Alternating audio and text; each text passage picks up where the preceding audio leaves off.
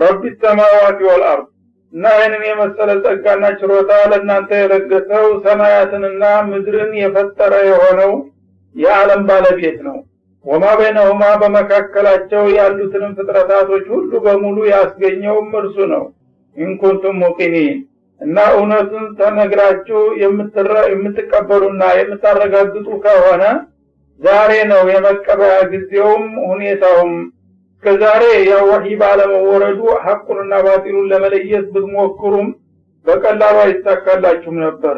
ዛሬ ግን እውነቱን ሲነግሯችሁ ለመቀበል ዝግጁ ከሆናችሁ ይኸው በተሰጠው እድል መሰረት በወህይ ሁሉም ነገር ይገለጥላችኋልና ይህን እድል አታሳልፉት። እውነትን ለመቀበል ከፈለጋችሁ ተቀበሉ፣ ከዛሬ የበለጠ አመቺ ሁኔታ የለምና ባላቸው ማለት ነው። ላኢላሃ ኢላሁ እና ይሄ የሰማያትና የምድር በውስጣቸውና በዙሪያቸው ያሉ ፍጥረታቶች ባለቤትና ጌታ የሆነው አላህ ከእርሱ በስተቀር አጋርና ተካፋይ ሌላ ባለስልጣን የለበትም። ወዩህይ ወዩሚት እና ማንኛውንም ነገር ሕያው የሚያደርገው የሚፈጥረው እንደገና ደግሞ እድሜው ያለቀበትን የሚገድለውም ብቸኛው ባለስልጣን እርሱ ነው። ከእርሱ በስተቀር በዚህ ዓለም ላይ ማንኛውንም ነገር የሚፈጥርም ሆነ የሚገድል አይኖርም ማለት ነው። እና ረቡኩም ይህ የእናንተ ፈጣሪና ጌታ ነው። ወረቡ አባኢኩም አልአወሊን የቀደምት አባቶቻችሁም ጌታ ነው። ለዛሬውም ትውልድ ሆነ ላለፈው ሌላ ባለቤትና ጌታ የለውም። የሁሉም ፍጥረታት በማንኛውም ጊዜ በየትኛውም ቦታ ያሉት ብቸኛ ባለቤትና ጌታ እርሱ መሆኑን አውቃችሁ ለእርሱ ብቻ ተገዙና ታዘዙ። በልሁም ፊሸኪን ይልዓቡን እና ይህን የመሰለ ቁም ነገር ሲነገራቸው በጊዜ የነበሩት ኩፋሮች ግን ይህንን ነገር እውነት ነው ብሎ ከመቀበል መጠራጠርን ብቻ ይመርጡ ነበረ። በእውነቱ እነዚህ ደንቆሮ የሆኑ ህዝቦች ፊሸኪን ለእንዲህ አይነቱ ሐቅና ቁም ነገር ምንም አይነት ክብደት ሳይሰጡ አላህ እየነገራቸው ከሱ የበለጠ ተናጋሪ ያለ ይመስል በመጠራጠር ላይ ይገኛሉ። የልዓቡን እንዲሁም ደግሞ በቁም ነገሩ ሲጫወቱና ሲቀልዱ ይታያሉ በማለት ተቻቸው ማለት ነው። እና በዛ ጊዜ ብቻ ያሉትን ሳይሆን ያው የነሱን ተከታይ የሆኑትንና የነሱን ባህሪ የሚወርሱትን ሁሉ ያካትታል ያባባል ዛሬም ቢሆን ማለት ነው። ፈርተቂብ የውመ ተእቲ ሰማኡ ቢዱኻን ሙቢን እና ይህን ሁሉ ነግራቸው የማይሰሙና የማይበገሩ ከሆኑ ሰማይ ግልጽ የሆነ ጭጋግን ይዛ በምትመጣበት ጊዜ የሚያጋጥማቸውን ሁኔታ ጠብቅ ይላቸዋል ነብዩ።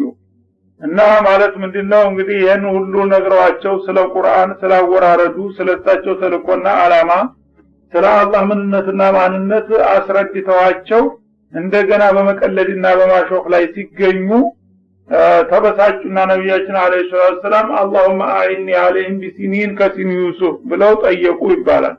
እነዚህ ሰዎች በረኻ ላይ ነበሩ። በዛው በጣም ጥጋብ ነበረ። እንደ ልባቸው እየበሉ እየጠጡ ልባቸው ተሸፍኖ ጠግበው ነውና የኔን ነገር ተመጤፍ አልቆጥረው ያሉት ትንሽ እንደማንነታቸውን እንዲያውቁ ጥጋባቸው እንዲበርድላቸው ድርቅ ብታመጣባቸውስ ብለው ጠየቁ። ነብዩላህ ዩሱፍ ጊዜ የግብጽ ሰዎች እንደዚሁ በጥጋበኝነት ተሸፍነው እሳቸውን አንቀበልም ሲሉ በድርቅ እንደቀጣሃቸውና ልክ እንዳገባሃቸው አሁንም እንደ ወንድሜ ዩሱፍ ያለ አለንጋ ለኔም ህዝቦች ብትሰጥልኝ ጥሩ ነበር ብለው ጠየቁ። በዛ መሰረት ተከታታይ የሆኑ የድርቅ አመታቶች መጡባቸው በጀዝረቱል አረብ ላይ ማለት ነው።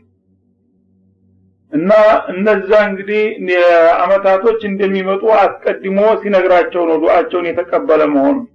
እና በጠየቀው መሰረት እነዚህን ሰዎች ጥጋባቸውን የሚያበርድ ድርቅ አመጣላቸዋለሁ። ከድርቁ ከችግሩ ከራቡ ከቸፈነሩ ብዛት የተነሳ አይኑ ይፈዝና ሰውየው እንደዚህ በፀሐይ ቀን በቀን ሲመለከት ፊቱ ጭጋግ ይሆንበታል አካባቢው። እና አይኑ በጣም ከመፍዘዙ የተነሳ ጓደኛው እያነጋገረው ድምጹን ይሰማዋል፣ መልኩን ግን በትክክል ማየት የማይችል ሁኔታ በጣም አደገኛ የሆነ እራብ መጥቶ ገረፋቸው ማለት ነው። እና የበከተውን የገማውን ከኮሲ ተቆሻሻ አክቦታ እየፈለጉ እስከሚበሉ ድረስ ወትሮ የተጣለውንና አፈር ውስጥ ተደብቆ የቆየው የበሰበሰውን አጥንት እየቀጠቀጡና እየፈጩ እስከሚበሉ ድረስ የውሻ ሬሳ እስከሚበሉ ድረስ አንገበገባቸው በራብ እና ይሄንን እንደሚያረግላቸው አበክሮ ነገራቸው ቢዱኻኒ ሙቢን በጣም እንግዲህ የራቡ ብዛት አይናቸውን አፍዞና አቡዞ በፊታቸው ላይ ጭጋግ ወይም ጭስ የተሞላበት አየር እስከሚመስላቸው ድረስ ባንዳልከው በራብ ይቀጣሉ አለ ማለት ነው። ይሄ አንደኛው ትርጉም ሲሆን በሌላ በኩል ደግሞ ቢዱኻኒ ሙቢን ማለት የዛም እንደተጠበቀ ሆኖ የውመል ቂያማ ሲቀርብ ቂያማ ሊደፋ ትንሽ ጊዜ ሲቀረው በአለም ላይ ጭስ የመሰለ አደገኛ ነገር መጥቶ በሰማይና በመሬት መካከል ይሞላና ሰው ለሰው መታየት እስከሚያቅተው ድረስ ለተወሰነ ጊዜ ዓለምን የሚሞላ ጉምና ጭስ ይሞላባታል ተብሏል። ያ ሲሆን እንግዲህ ቂያማ መድረሱ ነው፣ የቂያማ መቅደም ነው ማለት ነው። ያ ሲደርስ ያገኙታል። ዛሬ በእውነት የሚያሾፉትና የሚቀልዱት ሰዎች ያንን ሲያዩ የአላህ Subhanahu Wa Ta'ala የሚነግርና የሚያስጠነቅቃቸው ነገር ሁሉ ምን እንደሆነ ይገባቸዋል። እሱ እስከሚደርስ ድረስ ታገሳቸው ማለት ነው። እና የፊተኛውም ተፈጽሟል በወቅቱ። ይሄኛው የቂያማ ምልክት የሆነው የጋር ጭስ ግን ገና አልደረሰም፣ ወደፊት የሚመጣና የሚጠበቅ ነገር ነው ማለት ነው። የርሸናስ እና በሰማይና በመሬት መካከል የተሞላው ጭስ መሰል ጉም ነገር ሰውን በሙሉ ይሸፍነዋል፣ አንዱ ሌላውን ለማየት እስከሚያቅተው ድረስ። هذا عذاب أليم እና ይሄ አሳማሚ የሆነ ቅጣት ነው። አሁንስ ገባህ እየተባለ በመላእክቶቹ ይጠየቃል ማለት ነው። ረበና ክሽፋን العذاب እና ያ በሚደርስባቸው ጊዜ እንደገና ይደናገጡና ጌታችን ይህን ቅጣት አስወግድልን፣ ገለል አድርግልን፣ ኢና ሙእሚኑን ይሄን ብታስገልልልና ብታስወግድልን እኛ ለማመን ፈቃደኞች ነን ዝግጁ ነን ብለው እስከሚቀበለቡ ድረስ ልካገባቸዋለሁኝ አለ። እና ያ ራቡ በደረሰባቸውም ጊዜ ልክ እንዳለው ያ ሁሉ ትቢታቸው ሞሾላቸው አለቃቸውን አቡ ሱፊያንን መዲና ድረስ ልከው የሰውየው ቋስ ጨረሰን እና ባከባው በዝምድና አምላክ ሆነብህ እንመካከራለን እንግባባለን ወደፊት ይሄን ችግር አንሳለን ብለው በመሪ ደረጃ ሄደው አስጠይቀው አስለምነዋቸዋል ማለት ነው። እንደገና እንስሯቸው እሳቸው ምራርተው ጌታ እንመለሳለን እናምናለን ብለው ቃል ገብተዋልና አንሳላቸው በማለት እንደገና ሲስካ አርገው ዝናብ እንዲወርድና ችግሩ እንዲወገድ ያደረጉ። ልክ ሲወገድላቸው ግን እነሱ መልሰው ሸፈጡና አዞር በላና ምንለህም አሏቸው ማለት ነው። ወደፊትም ደግሞ በተቀጠረው በቂያማ ቀን ምልክት በሆነው ጭስም እንደዛው ነው።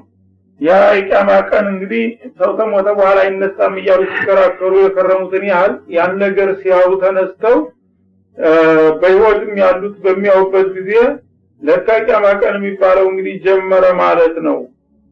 ስለዚህ ጌታችን መልሰንና እንደገና እንመን በማለት ከንቱ ጥያቄ ያቀርባሉ። አና ለሁም ذክራ እና ጊዜው ታለቀና ቅጣቱ እጅ ተፍንጅ ከተጫበጣቸው በኋላ እንደገና እናምናለንና ችግሩን አስወግድልን ብለው ቢወተውቱ በዛ ወቅት መመከርና ግሳት የመቀበል ከየቱ ይገኝላቸዋል? ጊዜው ታለፈ በኋላ የተውባ ጊዜ ስላልሆነ ተቀባይነት የለም ማለት ነው። ወቀድ ጃአሁም ረሱል ሙቢን ቀደም ሲል ግልጽ የሆነ የአላህ መልእክተኛ መጥቶ ነግሯቸውና አስጠንቅቋቸው በወቅቱ ምክሩን መቀበልና መከተል ሲገባ እንቢ ብለው እየተደናቆሩ አሳልፈው እንደገና ጊዜው ካለፈ በኋላ እንመለሳለንና እናምናለን እያሉ ቢወተውቱ አሁን ጥሪ የመቀበያው ጊዜ መች ነው? ቅጣት የመረከቢያው እንጂ ማለት ነው። ثم ተወለው عنه እና ያ መልእክተኛ በሚመጣ ጊዜ በወቅቱ መቀበል ሲገባቸው ተተውት ዘወራሉ። እንደው እንደቀላል ነገር እሱ ምንም እንደማይጎዳ አድርገው ደግሞ አንተ ተማን በልጠህ ነው እያሉ አሸገሸጉ እሱን ከመቀበል።